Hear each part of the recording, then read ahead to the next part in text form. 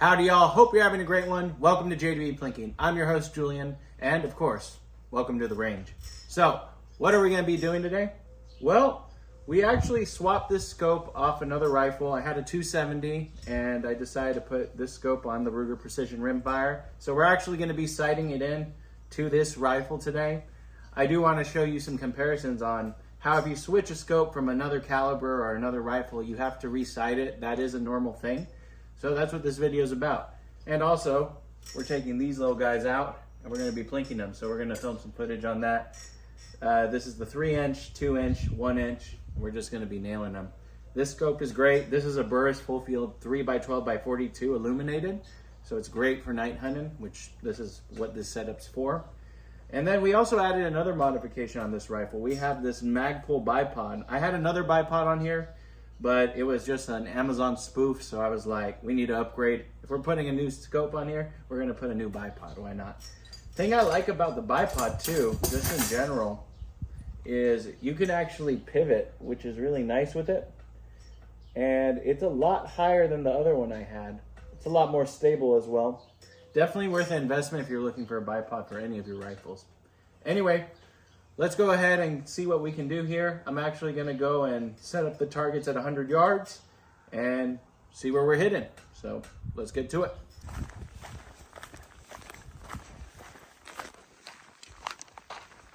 All right, so this is what we're gonna be shooting at from 100 yards to do our sight in. This target, I mean, this is a big target. I just found out here, found all these patches, and I'm like, oh, I'll just reuse it. Why not? But we're out here 100 yards away. And yeah, one thing I do want to note, especially if you're going to be sighting in a rifle, is to make sure that there isn't a lot of wind the day you're doing it. Right now, there's no wind, which is really nice. So that's just a tip if you ever want to sight in your own rifle.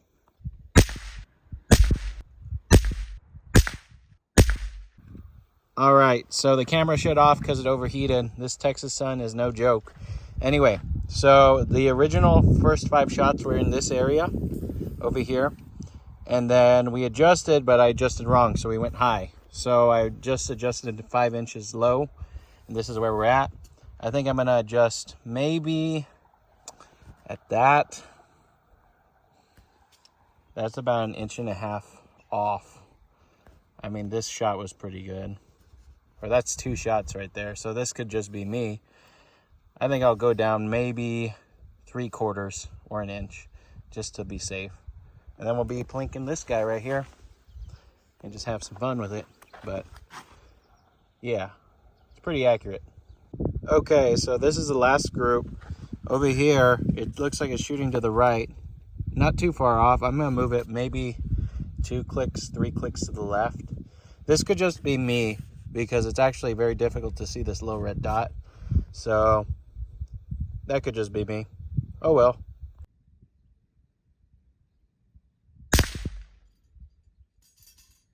Okay, so we moved the target up here on the mound a little higher because down there the dirt was too dry. So we're gonna be filming over here.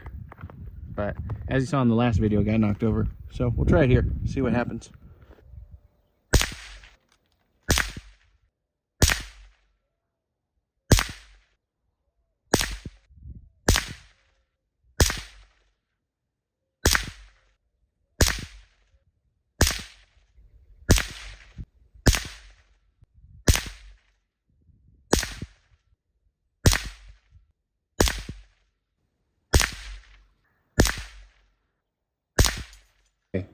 Okay, so here's the target.